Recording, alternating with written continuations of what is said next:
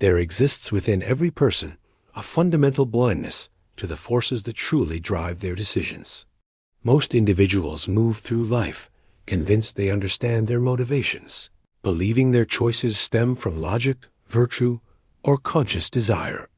Yet beneath this comfortable illusion operates a different machinery entirely, one powered by needs so primal and patterns so deeply embedded that recognizing them would shatter the carefully constructed story of who they believe themselves to be.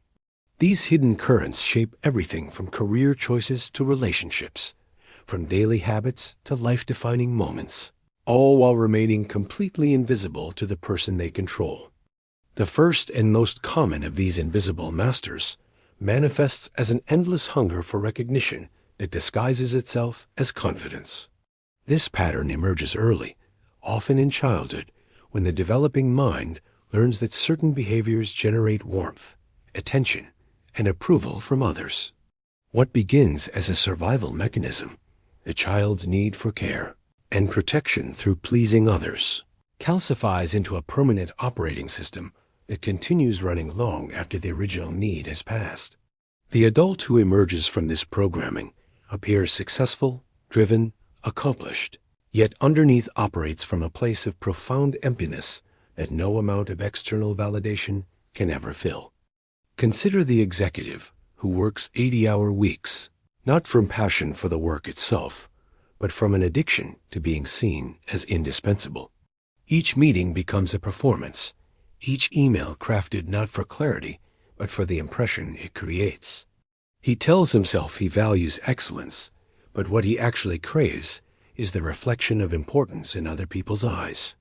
When praise arrives, it provides a momentary high, a brief relief from the gnawing sense of inadequacy that drives him. But like any addiction, the dose must constantly increase. Yesterday's recognition becomes today's expectation, and what once satisfied now barely registers. This type builds an entire identity around external perception, becoming a kind of psychological shapeshifter who unconsciously adapts to whatever gains approval in each environment. In professional settings, they become the perfect employee, anticipating what superiors want to hear, mirroring their values, adopting their language. In social situations, they scan the room for cues about who to be, which opinions to express, which personality to wear. They have become so skilled at this constant adaptation that they no longer realize they are performing. The performance has become so automatic, so seamless, that they mistake it for their authentic self. The tragedy unfolds when circumstances remove the audience. A job loss, a relationship ending, retirement, or simply a moment of solitude strips away the external validators, and suddenly the person confronts a terrifying void. Without others to perform for, without applause to define their worth, they discover they have no idea who they actually are. The personality they thought was theirs reveals itself as nothing more than a collection of behaviors designed to extract approval. Beneath that collection lies not a core self, but an absence, a hollow space where identity should exist. The physical manifestation of this psychological pattern creates its own form of suffering. The constant performance requires enormous energy, maintaining a hypervigilance about how one is being perceived, analyzing every interaction for signs of approval or rejection, adjusting behavior in real time to maximize positive responses. This creates chronic anxiety, a baseline state of tension that never fully releases. Sleep becomes difficult because the mind cannot stop rehearsing tomorrow as performance or reviewing today as for signs of failure. The body carries this stress in tight shoulders, clenched jaws, digestive issues, all the physical symptoms of a system constantly activated for a threat that never arrives because the threat is internal. Relationships for this type become elaborate theaters of mutual validation rather than genuine connection. They choose partners not based on authentic compatibility, but on how impressive their relationship appears to others. They maintain friendships not from genuine affection, but from how these associations reflect on their status. Every interaction becomes transactional, though they would vigorously deny this if confronted. They give compliments to receive them, offer support to bank future reciprocation, share vulnerabilities only when it makes them appear deep or evolved. Love becomes indistinguishable from approval, connection inseparable from admiration. The digital age has weaponized this vulnerability, creating platforms perfectly designed to exploit the approval-seeking mind. Social media becomes a laboratory where this type can craft and curate an ideal image, receiving immediate feedback in likes, comments, and follower counts. But rather than satisfying the hunger for validation, these platforms intensify it.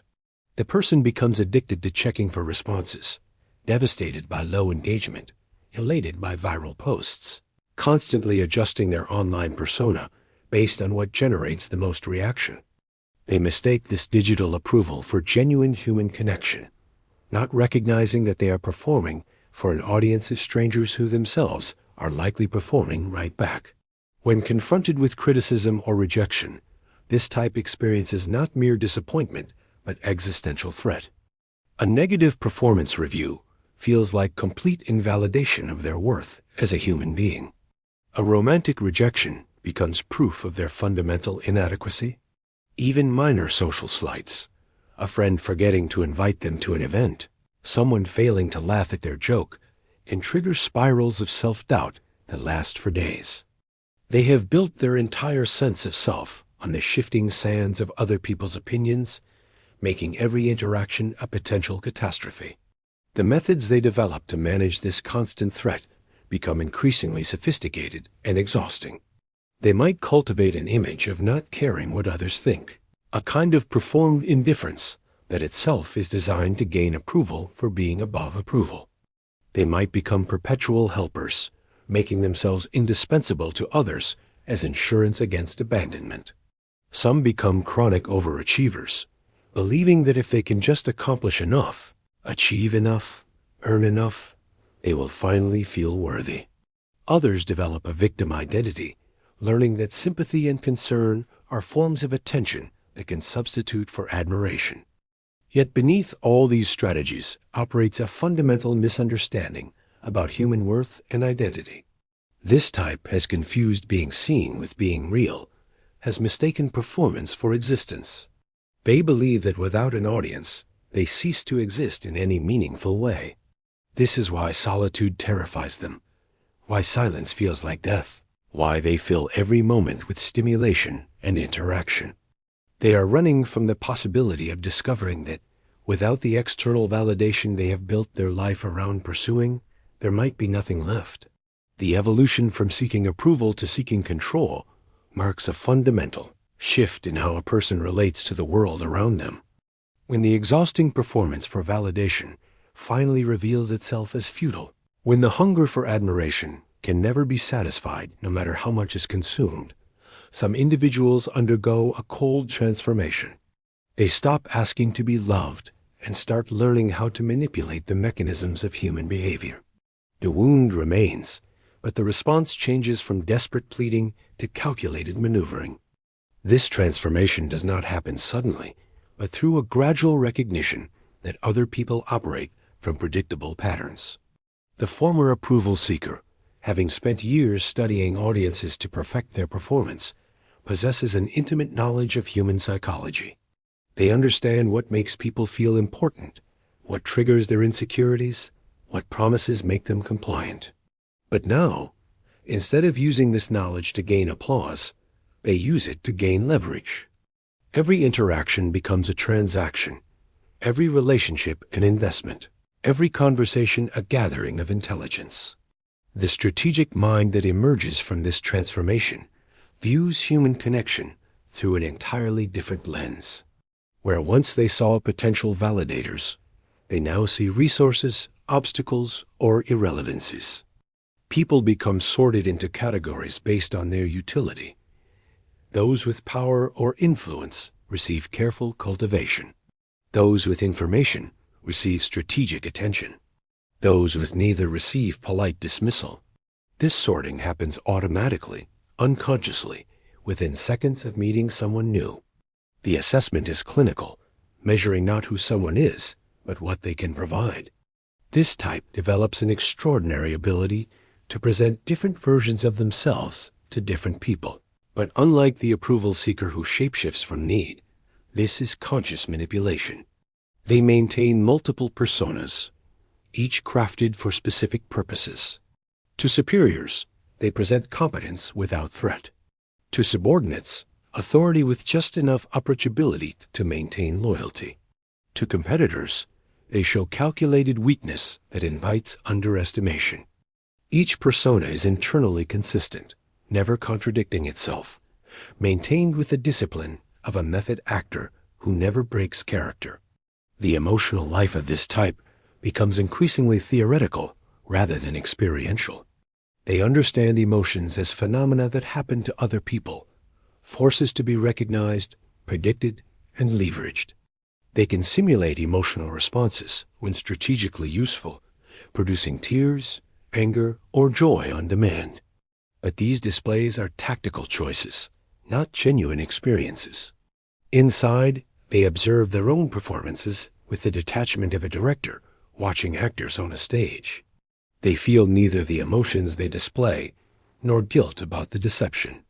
Emotion has become just another tool in an expanding arsenal of influence. Information becomes their primary currency, more valuable than money or conventional power. They collect secrets, notice patterns, remember details that others forget.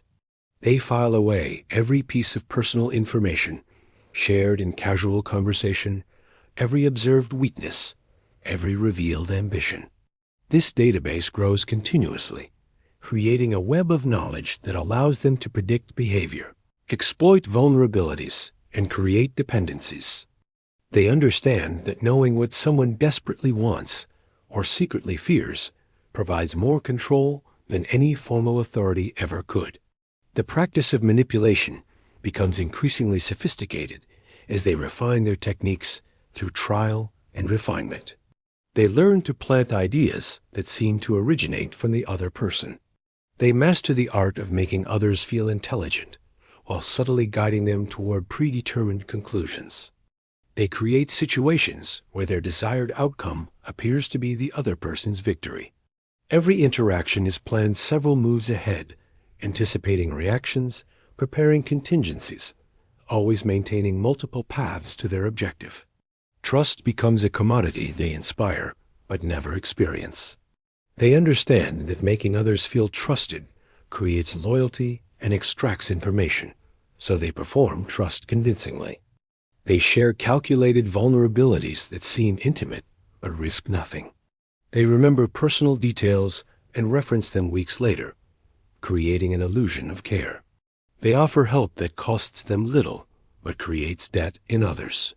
Through these tactics, they build networks of people who believe in a connection that exists only in one direction. The isolation that results from this approach differs qualitatively from the loneliness of the approval seeker. This is not the pain of feeling unseen, but the numbness of seeing too clearly. When every human interaction is stripped of mystery, when behavior becomes predictable, when conversation becomes chess, something essential about human connection dies. They might be surrounded by people who consider them friends, colleagues who respect them, partners who claim to love them. Yet they remain fundamentally alone because every relationship is built on calculation rather than genuine feeling. Paradoxically, their success often reinforces their worldview. The more effectively they manipulate, the more evidence they gather that people are merely sophisticated machines responding to inputs. Every successful prediction, every effective manipulation, every person who behaves exactly as anticipated confirms their belief that human connection is nothing more than strategic positioning. They do not recognize that by approaching others as objects to be maneuvered, they create the very conditions that prevent authentic connection from emerging. The physical and psychological toll of maintaining this level of strategic thinking creates its own form of exhaustion. The mind never rests, constantly analyzing, planning, adjusting strategies. Sleep becomes difficult not from anxiety, but from an inability to stop calculating. They dream in flowcharts and decision trees. Even leisure activities become opportunities for networking or intelligence gathering. There is no moment of genuine relaxation because there is no moment when the game stops. They have replaced the exhaustion of performance with the exhaustion of perpetual strategy. When this type encounters genuine emotion or authentic connection in others, they respond with suspicion or contempt. They assume every display of feeling masks an agenda because their own always do. They interpret kindness as manipulation, vulnerability as strategy, love as leverage. This cynicism becomes self-reinforcing. By treating every human interaction as strategic, they ensure that their relationships remain transactional, which confirms their belief that all relationships are transactional. The descent into complete emotional disconnection represents not a choice, but an arrival at what seems like the only logical conclusion. When manipulation becomes second nature, when every human interaction reveals itself as predictable machinery, when the last illusion of genuine connection dissolves, something fundamental breaks. Not dramatically, not with anguish, but with the quiet finality of a door closing on a room that will never be entered again. What emerges is a consciousness that operates without the basic human anchors of empathy, guilt, or attachment. This third evolution abandons strategy not from recklessness, but from a recognition that most strategic thinking stems from fear of consequences that no longer register as meaningful. The calculating mind required constant energy to maintain its chess games, but this new state operates from a place of profound indifference to outcomes. Victory and defeat become equally irrelevant when nothing carries emotional weight. The person who reaches this state does not choose to feel nothing. They simply arrive at a place where feeling has become impossible, like trying to see colors that no longer exist in their spectrum. The absence of emotional resonance creates a peculiar form of clarity. Without the distortion of feelings, without the weight of conscience, without the hesitation of empathy, actions become remarkably simple. Decisions that would paralyze others through moral complexity become straightforward calculations of immediate advantage. This is not cruelty for its own sake, but rather the same indifference with which one might step on insects while walking. The suffering of others registers as data rather than experience, noted but not felt, observed but not shared. This type moves through the world with an unsettling calm that others instinctively recognize as dangerous. Unlike the performed confidence of the approval seeker or the calculated composure of the manipulator, this is genuine absence of internal turmoil. They do not project calm. They simply are calm, even in circumstances that would terrify others. A building could be burning around them, and their pulse would remain steady, not from trained control, but from genuine indifference to whether they escape or perish. This absence of self-preservation instinct makes them paradoxically powerful, as they will take risks others cannot fathom. The traditional boundaries that govern human behavior become meaningless suggestions. Laws matter only in terms of practical consequences, and even those consequences carry no emotional weight. Social contracts that keep society functional appear as mass delusions. Group agreements to pretend certain actions carry inherent meaning. They might follow these rules when convenient, violate them when profitable, or ignore them entirely when irrelevant. The internal compass that guides most human behavior, that creates guilt for transgressions and pride for virtues, simply does not exist in their psychological architecture. Relationships, to the extent they maintain them, become experiments in human behavior rather than connections. They might maintain a marriage, raise children, hold friendships, but these are roles performed without investment. They study their own family, like an anthropologist studying an alien culture, noting patterns, observing reactions, participating in rituals without understanding their emotional significance. They can simulate appropriate responses, laugh at the right moments, offer comfort when expected, but inside remains in vast emptiness where human connection should exist. The experience of pleasure and pain becomes increasingly abstract. Physical sensation remains intact, but the emotional coloring that gives sensation meaning fades. Pain becomes simply strong sensation, pleasure merely intense stimulation. Without the emotional framework that makes experiences meaningful, even extreme situations become mundane. They might engage in increasingly dangerous activities, not from thrill-seeking, but from a desperate attempt to feel something, anything that penetrates the numbness. But each escalation only confirms that the capacity for genuine feeling has been severed. This state of being creates a peculiar relationship with mortality. Death holds no terror, because terror requires imagination of loss, and they have nothing they feel attached enough to lose.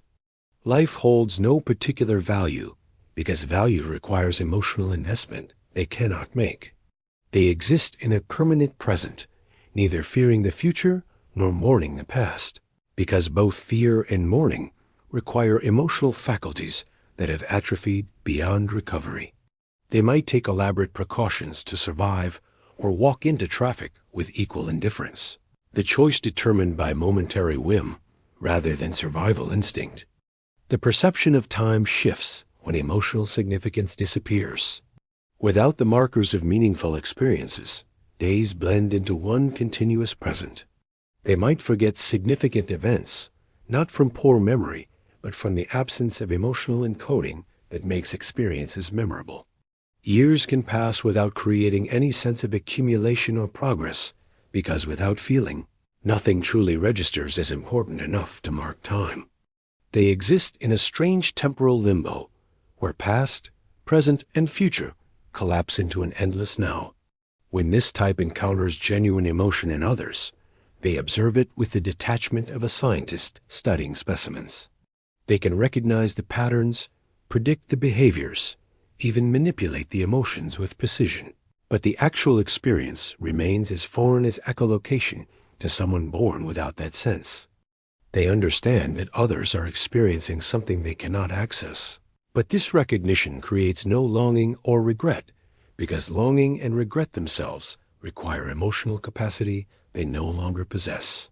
The professional success this type might achieve often appears impressive from the outside, but holds no internal satisfaction. They might become surgeons who operate without the stress that makes others' hands shake, soldiers who walk through combat zones without fear, executives who make brutal decisions without hesitation. But these achievements are not pursued from ambition or pride. They simply represent paths of least resistance, activities that their emotional absence makes them peculiarly suited to perform. Success and failure become equally meaningless when neither generates any internal response. The moment of recognition arrives not through external intervention, but through exhaustion with the performance itself. Whether you have been chasing applause, calculating advantages, or existing in emotional void, there comes a point where the mechanism reveals itself as mechanism. The patterns that once operated invisibly become visible, like suddenly seeing the strings that have been pulling you through life. This awareness does not arrive pleasantly. It comes with the discomfort of seeing how much of what you considered your personality was actually compulsion, how much of your identity was actually defense. The process of recognition begins with small inconsistencies that can no longer be ignored. The approval seeker notices they feel empty even after receiving praise. The strategic manipulator realizes their victories bring no satisfaction. The emotionally disconnected recognize that their numbness has become its own prison. These observations accumulate until denial becomes impossible.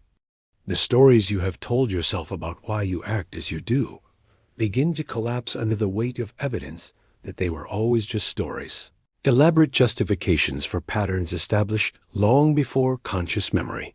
True awareness requires distinguishing between the pattern and the self. Most people, upon recognizing these dynamics, immediately attempt to eliminate them through force of will. They declare themselves changed, commit to authenticity, promise to stop manipulating or seeking validation. But this aggressive rejection often simply creates a new performance, a new manipulation, a new disconnection. The person trying to stop seeking approval performs not seeking approval. The manipulator strategically displays non-strategic behavior. The disconnected one simulates connection. Nothing fundamental changes because the underlying structure remains intact. The path forward requires something more subtle than replacement or suppression. These patterns developed for reasons, usually as responses to early experiences where they represented the best available option for psychological survival. The child who learned to perform for approval did so because approval meant safety. The one who learned to manipulate discovered that controlling others prevented being controlled. The one who disconnected found that feeling nothing was preferable to feeling unbearable pain. Understanding these origins without using them as excuses allows for compassion toward the parts of yourself that developed these strategies while recognizing they no longer serve you. Integration means learning to observe these patterns as they arise without immediately acting on them. When the hunger for approval surfaces, you notice it, acknowledge it, but choose whether to feed it. When the impulse to manipulate appears, you recognize it as an option, but not an obligation. When emotional numbness beckons, you see it as a familiar escape route that you can choose not to take. This creates space between impulse and action, between pattern and identity. In that space, real choice becomes possible for perhaps the first time. The development of genuine autonomy requires tolerating the discomfort of not knowing who you are without these patterns. If you remove the performance, the strategy, the disconnection, what remains might initially feel like nothing. This void terrifies most people back into their familiar patterns. But staying present with this uncertainty, neither filling it with new compulsions, nor fleeing back to old ones, allows something authentic to gradually emerge. This is not a dramatic revelation, but a slow recognition of preferences, values, and desires that exist independently of external validation or strategic advantage. The relationship between conscious awareness and unconscious patterns becomes less adversarial and more collaborative. Rather than viewing these drives as enemies to be conquered, they become information sources about your internal state. The surge of approval seeking tells you something feels threatened. The impulse to manipulate signals perceived powerlessness. The pull toward disconnection indicates overwhelming emotion. These patterns become diagnostic tools rather than masters, offering insight into what needs attention without determining your response. Developing this relationship with your shadow aspects requires regular practice of honest self-observation without harsh judgment. This is not the performative self-reflection of someone trying to appear evolved, nor the strategic analysis of someone seeking advantage, nor the detached observation of someone who feels nothing. This is the vulnerable practice of seeing yourself clearly, including the parts that are unflattering, embarrassing, or frightening. It means acknowledging when you are performing for others, when you are manipulating situations, when you are choosing numbness over feeling. The transformation that becomes possible through this awareness is not about becoming good or pure or selfless. Those are just new performances, new strategies, new forms of disconnection. Instead, it is about becoming conscious of your choices and their motivations. You might still seek approval sometimes, but now you know you are doing it and why. You might still employ strategic thinking, but as a tool rather than a compulsion. You might still occasionally choose emotional distance, but as a temporary response rather than a permanent state. This conscious relationship with your psychological patterns creates a form of power that differs qualitatively from the unconscious-driven states. The person who knows they seek approval and chooses when to seek it has more genuine autonomy than someone who believes they are above such needs. The one who recognizes their capacity for manipulation and consciously restrains it possesses more actual strength than someone who manipulates automatically. The individual who can feel their tendency toward disconnection and choose connection anyway demonstrates more courage than someone who never experiences that pull. The ultimate recognition is that these patterns are not who you are, but you learned. They are strategies, not identity. They are responses, not essence. This recognition does not eliminate them, but fundamentally changes your relationship with them. They become part of your psychological toolkit rather than unconscious programs running your life. You can use them when genuinely useful, set them aside when not, and most importantly, choose responses that align with your conscious values rather than your unconscious fears.